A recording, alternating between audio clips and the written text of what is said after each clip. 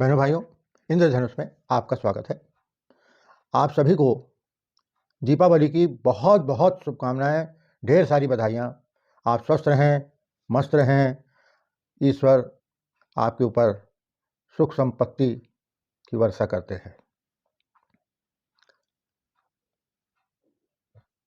अभी छत्तीसगढ़ के चुनाव में प्रथम चरण तो 7 तारीख को संपन्न हो गया और द्वितीय चरण 17 तारीख को होने जा रहा है। प्रथम चरण में चुनाव में जो रुझान समझ में आ रहे हैं उससे कुछ अनुमान लगाया जा सकता है और इस अनुमान के अनुसार भाजपा इन 20 सीटों में अधिकतम सीटें जीतकर आ रही है, ऐसा लगता है। क्योंकि अब लोग मुखर होकर अपना मत जाहिर करने लग गए हैं। उन लोगों को अब संकोच नहीं है। अभी एक दिन मैं बाजार में खड़ा था, 8-10 लोग बात कर रहे थे, तो उन लोगों में चर्चा की ये बात थी कि भाई बीजेपी को ही लाना पड़ेगा, इसलिए हम लोगों ने तो बीजेपी को ही दिया है वोट। तो मैंने पूछा भाई कांग्रेस को क्यों नहीं? कांग्रेस ने क्या? भाई कांग्रेस ने तो इतना काम किया, लोगों के किसानों का कर्जा माफ़ी किया, अन्नदाता का, उनके मूल्य बढ़ाए, बिजली बिल भी कम किया। तो उसमें से एक ने अच्छा जवाब दिया, कहा भाई आप एक काम बता दो जिसमें विकास का कोई काम आपके यहाँ हुआ हो। एक काम बता दो आप कि कोई इंफ्रास्ट्रक्चर हुआ है, कोई स्कूल बना है, कोई डैम बना है, कोई अस्पताल बना है। और तो और बोले काम नया इंफ्रास्ट्रक्चर तो बनना दूर रहा, कोई नई चीज़ शुरू होनी तो दूर रही, जो सड़कें थीं उनका हाल देख लो आप। सड़कों में एक भी सड़क सही सलामत नहीं है, सारी सड़कें बर्बाद हो चुकी हैं। ये आपको नहीं दिखा? बस इतना ही काफ़ी है कि भाई इतना आपने कर्जा लिया, 50,000 करोड़ रुपए आपने कर्ज में रखा है, ले लिया 5 सालों में, और उसके बदले में आपने काम क्या किया? लोगों की कर्जा माफ़ी की बस। तो भाई केवल किसान ही नहीं है भाई, यहाँ दूसरा वर्ग भी है, उनका भी ध्यान रखना है आपको कि वोट लेने के लिए आपको केवल वही काम करना है। और ऐसा भी नहीं कि आपने किसानों को खुश कर दिया हो, अभी भी किसान बेचारे परेशान ही हैं।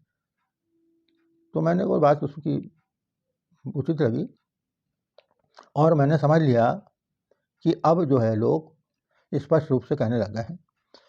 इस इलेक्शन में एक चीज़ और बात हुई कि इलेक्शन के शुरू होने के पहले दोनों ही पार्टियां, चाहे भाजपा हो या कांग्रेस हो, दोनों ही पार्टियों में भीतरघात का खतरा सबसे ज़्यादा मंडरा रहा था, दोनों ही पार्टियों को। तो उस समय उम्मीद की जा रही थी कि जो पार्टी अपने इस खतरे को मैनेज कर लेगी वो पार्टी चुनाव निकाल लेगी। क्योंकि क्या होता है, आप कोई जैसे 20-20, 25-25 सालों से बेचारे कार्यकर्ता लगे हैं काम में और उनके बदले किसी दूसरे को ला के दे दिया जाता है बाहर से, तो ऐसी स्थिति में लोगों में असंतोष और आक्रोश आना स्वाभाविक है। तो वो तो रहता ही, और लेकिन कुछ आदी होते हैं, आदतन होते हैं, उनको भीतरघात में ही मजा आता है। उनको लगता है कि जो कुछ मिले तो सिर्फ हमको ही मिले, वो भीतरघात करते हैं। तो इस बार ऐसा लगा है कि भाजपा ने तो इसको मैनेज कर लिया है बहुत हद तक, और उस वजह से भाजपा की स्थिति मजबूत हुई है कांग्रेस की तुलना में। यहाँ पर चुनाव में जिन पे ऐसा लगता था उन्हें विशेष जिम्मेदारी दी गई, ऐसा समझ में आया। और भी बहुत सारे उन्होंने इसमें बातें जोड़ी हैं जिससे कि भीतरघात पे नियंत्रण पाया जा सके। तो उस हिसाब से बीजेपी की बढ़त दिख रही है और जैसा कि अनुमान किया जा रहा है कि इस बार फिर से बीजेपी सत्ता में लौट रही है, भले ही मीडिया कुछ भी कहे। क्योंकि मैं आपको बता रहा हूँ मीडिया की बात, ये मेरा स्वयं का अनुभव है। 77 का चुनाव था, 1977 में विधानसभा का, लोकसभा का चुनाव हुआ था जिसमें जनता पार्टी की सरकार बनी थी, और फिर उसके बाद हुए थे विधानसभा के चुनाव। तो उस समय मध्य प्रदेश हुआ करता था, छत्तीसगढ़ नहीं था। तो 1977 में इमरजेंसी के बाद जो चुनाव हुए, तो उस चुनाव में मेरा एक मित्र फॉर्म भर के निकलता दिखा मुझे। तो मैं पूछा उससे, कैसे आए हो? तो बोले फॉर्म भरने आया। तो मैं समझा मजाक कर रहा हूँ। तो बोले दिखाओ। नहीं, बोले सही में। अरे बोला ऐसी बात है तो चलो मज़ा आ जाएगा, चलो तुम्हारी काम करेंगे यार। अब उस मैं किसी पार्टी में तो था नहीं, और ना आज भी हूँ। तो मैं उसको अपने साथ अपने अड्डे पे ले गया। वहाँ मैं हमारे दूसरे दोस्त लोगों को बुलवाया, बोला यार ये अपना फलाना खड़ा हो रहा है, इसका चुनाव अपने को लड़ना है, निर्दलीय लड़ रहा है ये लड़का। अब वास्तविक बात मेरे को उसने नहीं बताई थी, वो एक्चुअली एक दूसरे बागी नेता ने उसको खड़ा किया था और कहा था कि जब मैं बोलूं तो मेरे फेवर में तुम बैठ जाना। जनता पार्टी जो बनी थी 5 पार्टियों से मिलकर बनी थी, तो जब टिकट नहीं मिली तो उस समय कुछ बागी हो गए। कोई उसमें देखिए समाजवादी पार्टी भी थी, स्वतंत्र पार्टी भी थी, जनसंघ पार्टी भी थी, इस तरह संगठन कांग्रेस थी। तो इस तरह 5 पार्टियां थी। तो उसमें जिस पार्टी के लोगों को मिल गई उनको तो ठीक है, और जिनको नहीं मिली उनके साथ में दिक्कत ये हो गई कि वो बागी बन गए और चुनाव में कूद पड़े। तो मैंने अपने साथ के, अब उस समय हम लोग कॉलेज में थे, तो 10-12 लोगों को इकट्ठा किया। मैंने उससे पूछा तुम्हारे पास जीप है? बोले है। बस जीप में हम लोग दूसरे दिन से शुरू हो गए, पूरे गांव घूमना, प्रचार करना, फिर आकर घर यहाँ इस शहर में एक राउंड मारना, फिर साइकिल से उठा के चक्कर लगाना, जुलूस रैली निकालना, फिर रात को मसाल रैली निकालना, वॉल पेंटिंग करना, और रात के 12-1 बजे तक शोर मचाते लौटते थे, और दूसरे दिन फिर सवेरे 8 बजे। अच्छा, वो एक साहू समाज से था। तो गिनती की जा रही थी कि भाई साहू समाज के यहाँ 40,000 वोट हैं। दूसरी बात, छात्र नेता मैंने उसको बना लिया था, छात्र था वो, लॉ कॉलेज का छात्र था। तो उसको छात्र संघ से समर्थन भी दिलवा लिया, और उसके बाद हम लोग रोज वक्तव्य देने लगे। तो एक दिन मैंने पेपर में जब देखा, हमको तो अपनी स्थिति मालूम थी, हम ये जान के लड़ रहे थे, मैंने उसको स्पष्ट कहा था कि हम जीतने की बात तो सोच भी नहीं सकते, अगर हमने निर्दलीय जितने प्रत्याशी खड़े हुए हैं उनसे अगर अपन आगे हो गए तो वो अपने लिए जीत है, क्योंकि अपने को तो मौज लेना है, मस्ती करना है, शौक के लिए लड़ रहे हैं, कोई चुनाव में जीतना है ऐसा तो सवाल ही नहीं उठता। उस समय जनता पार्टी से दरबार सिंह थे, कांग्रेस से बलबीर खनूजा लड़ रहे थे, और तीसरे रमेश याज्ञिक से कम्युनिस्ट पार्टी से। तो इस स्थिति में हमने उसका प्रचार पूरे लगन से घंटों घंटों लगाकर किया। तो ये माहौल एकदम बहुत ज़बरदस्त बन गया था। तो उस माहौल में और लगातार वक्तव्य हम लोग देते जा रहे थे, उसके तरफ से भाषणबाजी हम लोग करते थे।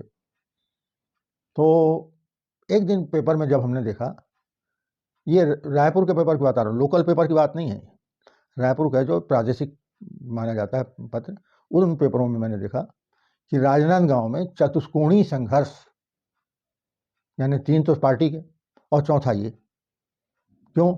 छात्र नेता है, छात्र नेता का बड़ा जोर बताया जा रहा है, इस तरह से सब।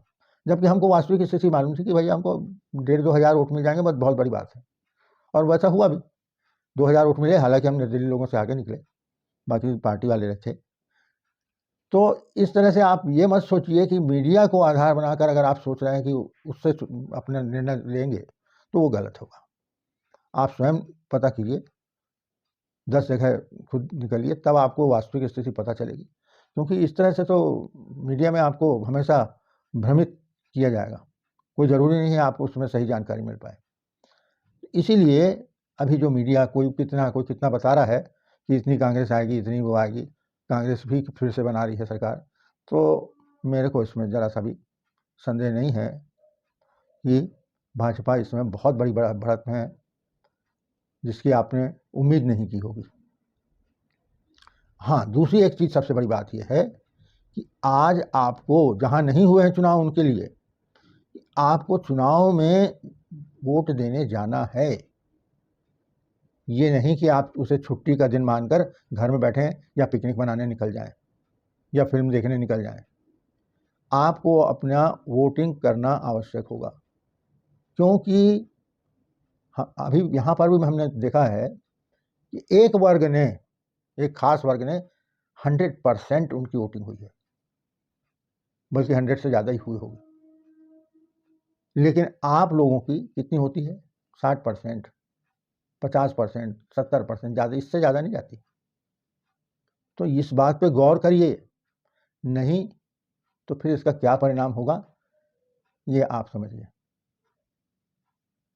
क्योंकि यदि आपको राम मंदिर देखने जाना है तो वोट देने भी जाना है, वोट आपको ज़रूरी करना है, ये आप ध्यान रखिए। और 3 दिसंबर का इंतज़ार कीजिए। इसके बाद अब हम अगला अपना जो कार्यक्रम है वो विभिन्न विषयों पर अपनाएंगे। राजनीति का आज के बाद एक आध दिन के लिए विराम दिया जाता है। अगले किसी विषय पर हम अगला वीडियो लेकर आपके सामने हाजिर होंगे। कृपया इसे लाइक, सब्सक्राइब और शेयर जरूर करिए। धन्यवाद, बहुत बहुत धन्यवाद।